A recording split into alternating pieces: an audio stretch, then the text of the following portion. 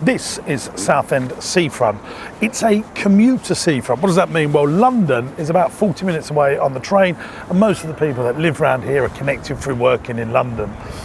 And it's the home of Rossi Ice Cream. And around 1932, which is just shy of 100 years ago, this was the original Rossi Ice Cream factory, this tatty old building behind me. It used to be a library before that, and then the Rossi family came here from Italy, true entrepreneurial story, and they went on holiday to Southend and they couldn't find any ice cream. So they set up shop quite literally in this building, and under the ground was the Rossi Ice Cream factory, and they started selling ice cream from here. Now the Rossi family, when they died out in 2007 to 2009, I can't remember the exact dates, they were worth like 20 million quid. They had loads of property, loads of shops and a big factory, and they sold it all off to lots of different people. And I've been very busy buying the original factory and the brand and all the shops back. And this one took me about 18 months to get over the line, and we finally signed on the dotted line, and it's back in under original Rossi ownership. Let's have a look inside. As you can see, there's a lot of work to do. It's a massive building, this. This used to be a cafe. We just cleared out some of the stuff because they were selling all sorts of gear that we don't want. So we've got to completely refurb it, put new fridges and freezers. We've got to completely refurbish this because it's not been touched for a while. We're going to turn this into a seating area. It was a shop selling brick and bracken. As anyone knows that's in retail, that's bloody hard work. But we're going to keep this rock shop, so we're going to expand on that. And what I really want to do is turn this into like a visitor attraction. And we're going to build the ice cream museum, very Instagrammable place. I'll show you just how big this place is. It's quite deceiving. It literally is a TARDIS. You come in here and you think, oh, it's just a little shop, but have a little look around.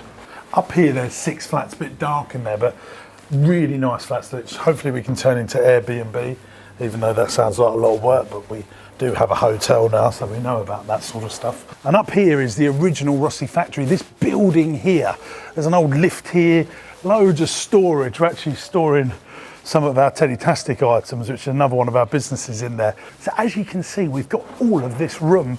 This was the original Rossi Ice Cream factory, which we're just using for storage, and that's all those flats there. So somehow we want to try and connect these two buildings together and build the ice cream museum that's really Instagrammable, should drive loads of footfall and hopefully sell more ice creams. So we've got this massive space here to take the cafe area where people are able to sit down into this big space here. It's like the ice cream machine graveyard. Look, 1, 2, 3, 4, 5, 6, 7. 7 ice cream machines here that all need sorting out. Bloody hell, so much work to do. This is where you find these random things like, who's this bird? Old lift that takes you up and down. But as you see here, look, you see you've got, it all flows in. We've just got to commercialise the space, turn it into profitability. So obviously guys, what I've bought here is a bit naff. There's a lot of work to do, but let me give you some headline numbers, because I know that's what you want to know. On a weekday, a couple of £100 quid. On a weekend, 500, 600, £700 a day. So the numbers are not great, but it has huge potential. This is a very, very busy seafront. And because we've got the upstairs and the potential to go all around the back, and because we make the ice cream, we need to have this foothold in Southend, because we're in Westcliff, which is down the road, and we've got a brilliant, profitable shop there, and I believe we can do the same here. We've got to make this into an amazing visitor experience, and we shall do that. So we've got to put a couple of £100 just to sort this place out, to make it look amazing. And then I reckon we could have something that will contribute with the flats and the shop around £130,000 worth of profit a year. That's my aim. It's going to take a few years to do it, and it's going to be good. Now let me show you what we've done down the other side, so you can really see how we've turned the original Rossi parlour, which is our bigger shop, which is about 3 minutes down the road, just to show you the difference and what can be achieved. Now this 3 minutes down the road is the other Rossi Ice Cream parlour that I bought about 18 months ago. Much more established, takes a lot more money. Let's go inside and find out the numbers. So the big aim is to get that place that you've just seen that needs completely refurbishing to look as good as this place and have as many customers as this place. Now this is 4 o'clock on a Monday afternoon. We would have probably taken £3,500 here today, £220 down the road. So there's a lot of work to be done, but here's the strategy. So the strategy is to get that place turning more money. Like I told you, £3,000 here on a weekday, £7,000 here on a weekend day. Down there, £600 on a weekend, £200 on a weekday. Yes, there's been the bank holiday weekends and the school holidays that will jump that turnover. It's all about getting your off-peak days, like today, generating more cash. How do we do that? Well, we've got to come up with a Costa Starbucks style hot menu to get stuff that's grab and go. Toasties, for example. We don't want to be doing the full hot food service offering we've got down there.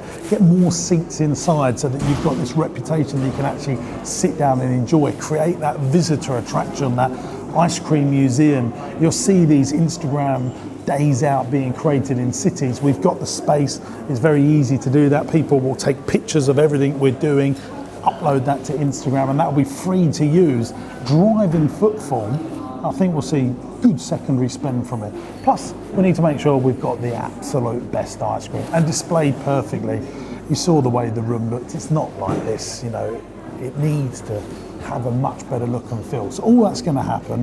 Hopefully we can get the revenues up to 600,000. This does about 1.4 million gross of revenue. That's with the VAT.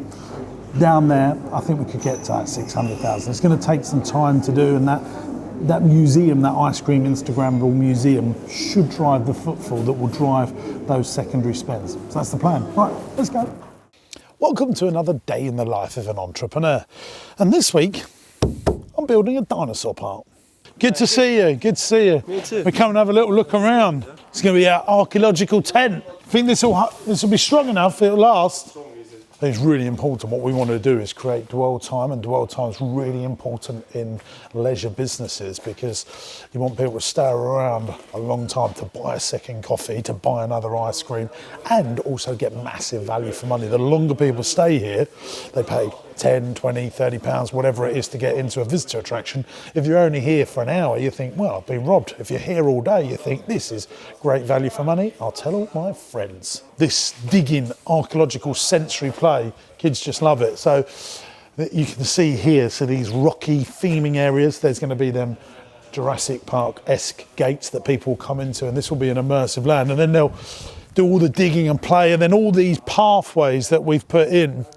And there's going to be these large rocks here and a huge amount of planting so that you don't get to see everything, and that we've wanted it rather than straight paths, nice curly paths. So as you go around, you're seeing new surprises. And we wanted it to be as entertaining as possible. Obviously, as you can see, there's a lot of work to do, but hopefully with your imagination, look at the quality of this. Steel at the bottom. Whenever we put stuff in the ground, we want steel because it lasts longer, so all the bugs don't rot all your wood. But look at this proper wood, it's going to be great. Look here. See an eye. All the things that I've learnt, like the pathways and the infrastructure and all these signage. Once we've got the bases in, we can put more dinosaurs in. You know, these pathways, the most I've ever spent on infrastructure and getting all of this right, all this planting and theming and drainage. I suppose it's nice because we're becoming more established as a business. You can really do things properly. Yeah, it's exciting, and you'll love what we've done with this big barn in here. Yeah, it's so light. It looks like a proper rock. It's so weird. This is going to be our indoor entertainment centre. Look at the theming in here, baby cakes. Look at that. I'm a bit worried about this, that the kids will pick at it and ruin it, but we'll have to address that. See that? I'll be on that. Don't you worry, I'll be on that. Look at the lights and all the theming. Come on. How good does it look? People are going to love it. This is something else. I just cannot wait to see people's reaction. This dinosaur moves, it's animatronic. And then in here is going to be loads of games and a big interactive drawing area, and it will project the images the kids make and they'll come alive on the big screen. It's going to be really cool. So what we wanted to do is, there's loads of dinosaur parks around the country, but we wanted ours to be really interactive and things that older kids would want to do rather than just seeing the big dinosaurs. So stuff like this, there's going to be clues up here, and if you see these red buttons here, so whereabouts in the world is that dinosaur from? You click the button and the answer will light up on this map over here. So things like this, there's going to be lots and lots of that all around this big interactive area. Oh, I just cannot wait to see what customers think of it. That feedback. Oh, yeah. It's not good enough. What kids would, this would all break. Honestly, you just do not realise what the public are like. Kids, well, I want to do that. The first thing I want to do is fiddle and touch stuff, and you start putting 10, 20, 30, 50,000 people a month through, fiddling, touching, going like this, putting their kid on here. It's got to be better quality. Don't worry, I've made my opinions known. Right, we're here at Leicester Square Theatre, and in this theatre we're going to be doing the podcast live. £32 a ticket if you want to come along. And down those stairs, 400 entrepreneurs and business owners, people that are looking to grow, will be joining me and this handsome fellow, James Burr, as we do the co-host podcast live down those stairs. Now, what I'm a bit disappointed at, there's everyone's poster but us, JB. It's so weird what theatres do. Like from the back, doesn't look like that many seats. When you stand up here, looks like a lot more seats. Yeah. Look, this will be you. Makeup. We can have a shower at half time in case it gets sweaty with business knowledge. If you want to do your ironing, got all the gear here, mate. So we're here at the Leicester Square Theatre. This is inside, in the vaults of where this is all going to happen. 400 entrepreneurs, business owners are going to learn some great golden nuggets that hopefully they will be able to swipe and deploy. What do you think? This is it. My dad always said I'd never amount to anything. Look at me now. You're going to be on stage here in London. This is technically your first West End show. This will be my first and last, most likely. So I'm going to make the most of it. We're going to do it again. Oh, are we? Okay. Oh, fine. Yeah. Fantastic. Just to massage our egos. But what we're going to do is we're going to do a Q&A, so people from the audience will be able to ask, mainly me, questions about how to grow just definitely their business. Actually, press the jingles. Yeah, but JB asked the best questions, and he'll facilitate this around the room as well. The seats are very comfy. Look at them. I've been here for a show. Have you? Me too. Yeah. And then we're going to do some really cool stuff. So we're going to get back some previous guests that have done really well, ask them what they've implemented, what they've learned, and then we'll do the normal format as well, where you ask me questions, I answer it, but we'll get questions from the audience on cards on the way in. But I think we could do some cool stuff with, you could get the audience to like scan a QR code and it can come up on a screen and stuff. Absolutely. We could go through, I think I saw something at the Palladium and they actually had like a throwable mic. Yeah. So rather than knowing who's going to come up with the questions, then the people are always sort of on the edge of their seat because they might potentially be involved in the show. Yeah, absolutely. It's going to be really good. So if you're serious about entrepreneurship and you want to spend the evening with us, and then we've got the theatre afterwards. So this is the great thing. Usually an audience gets together and they split up and never see each other again. Yeah. But actually, we're not going to allow divorce to happen to our audience. No. At the end of the night, we're going to have some nibbles and drinks. Yep. Maybe not nibbles, but definitely drinks. Pot of Pringles, I think they sell here. But yeah, so so there'll be a good chance to meet some amazing people, because the people that follow us are seriously growth entrepreneurs that want to go to the next level or seriously ambitious in their mindset. This is what this show's all about. So I look forward to seeing you here. Right, gang, I'm here at the Blue Boar Hotel, which is the hotel that we own, and I've got an exclusive group of business owners that come to a dinner meeting with me every other month, and then they come to all my seminars. I call it the Executive Club. And what I do at the start of the meal, rather than after dinner talking, I do pre-dinner talking. And today I'm going to talk about a really cool little thing that I want all entrepreneurs to think about to really explode the growth of their business. It's called CCC, and you're going to find out what it is in just a moment. But there's two things that I've really picked up on the last 4 weeks. I've always had in my mind, but I've not been able to put it into a headline that's easily memorable. So we're going to do CCC, which is a new thing that I've been seriously thinking about. And it'll be an obvious thing for you once I reveal it, but I want you to put it into practice. And the CC stands for Cash Conversion Cycle. So we're going to talk about that. And then the second thing that I want to talk about is I had, did anyone see the Dan Priestley podcast that I did? And I've been talking to him a lot about this thing called rare and protected forms of leverage, and I've been adding more and more to it. What are the unique selling points of a business that literally can get through to be something really valuable in 5 to 7 years rather than waiting 20 to 30 years like every other person? So let's start with cash flow conversion cycles. It's quite heavy for me to talk about this on content and on YouTube and podcasts, but once you understand this, oh, mamma mia. So all businesses have a cash flow conversion cycle if they're buying in stock or investing in something. So you open a restaurant, you put £500,000 in to open your restaurant. How quickly does that £500,000 convert back into cash? That's the cash flow conversion cycle. So we're a factory, we make these glasses, we bought a piece of machinery, we bought all the raw materials. How quickly can we turn raw materials, staffing costs, rent rates, paying off the factory back into cash? But the best way of thinking about it is in shops, because they're buying lots of stock. So this is going to be really powerful for you, but it's relevant for all businesses. If you're a shop and you're a clothes shop and you're buying a load of clothes, you put it all on the racks, how quickly does those clothes turn back into cash? And for small businesses, and that's businesses turning up to £50 million, it's usually way too long. And that's why they have pain of cash flow when you're a small business. Once you get past 50 million of revenue, things start getting easier. It's much easier to fund the business. You might float the business and you've got a wash of cash and you can do what you like. But getting up to 50 million of turnover is where the big problems are. So let's break it down just one more part. I've got 3 big famous businesses here. One of them that you probably hear me talk about all the time, Costco. Another one's Walmart, who are the world's largest retailer. Another one is B&Q, which we'll call Home Depot as well in America. But they're very similar businesses. So B&Q, Home Depot are like they're the same, but one's on that side of the pond and one's over here on this side of the pond. Now, Costco have a very cool cash conversion cycle. They convert all of their stock 12.4 times a year. So if Costco's buying this, they're selling it 12.4 times a year. So they're actually selling it, and they get 30-day credit terms.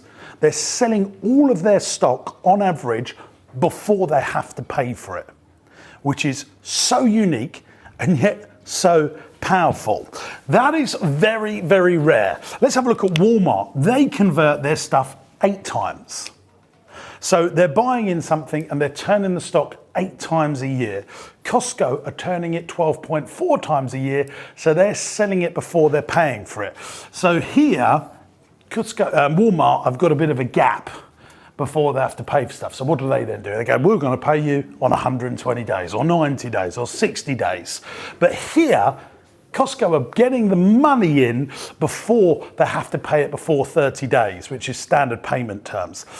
Dings we're going to carry on serving whilst talking. These guys, B&Q, Home Depot, it's 5.5 times. Now, I think if you keep going down, the smaller the business, lots of fashion shops might be only selling their stuff 3 times a year. 2 times a year, 2.5 times a year. They might be sitting on loads and loads of dead stock. Now, here's the other massive interesting thing.